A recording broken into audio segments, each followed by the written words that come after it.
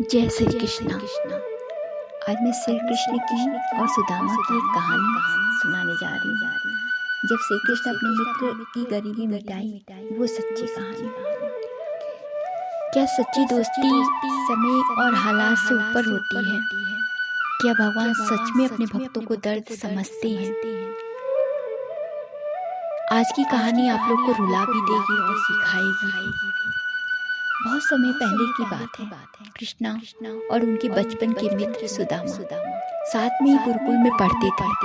दोनों में गहरी दोस्ती थी, लेकिन समय के साथ रास्ते अलग हो गए।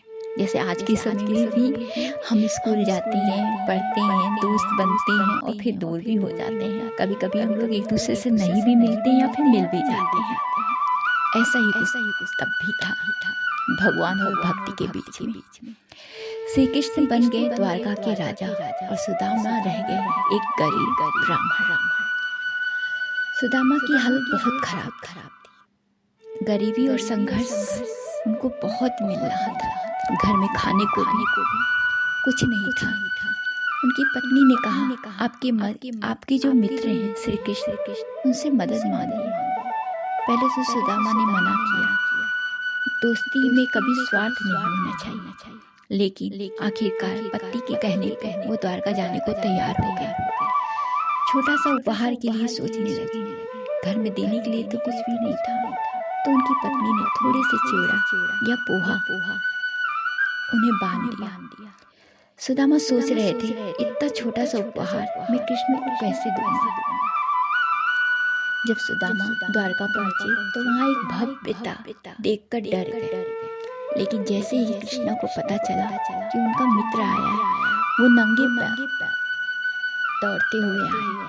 उन्होंने सुदामा को गले लगाया और उनकी आंखों में आंसू आ गए।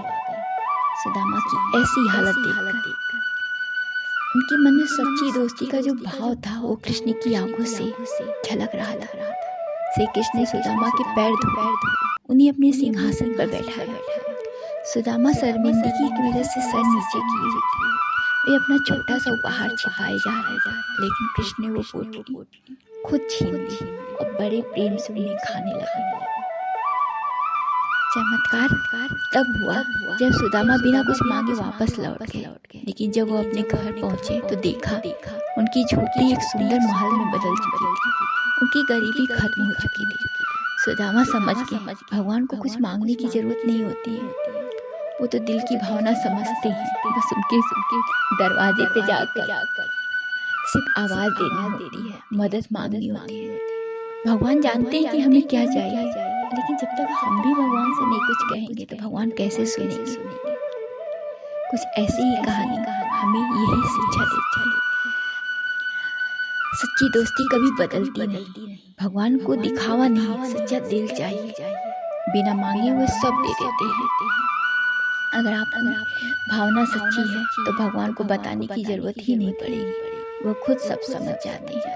अगर आपको ये कहानी सुदामा और कृष्ण की कैसी लगी हमें जरूर बताएं और मेरे वीडियो को लाइक और सब्सक्राइब जरूर करें। जय श्री कृष्ण।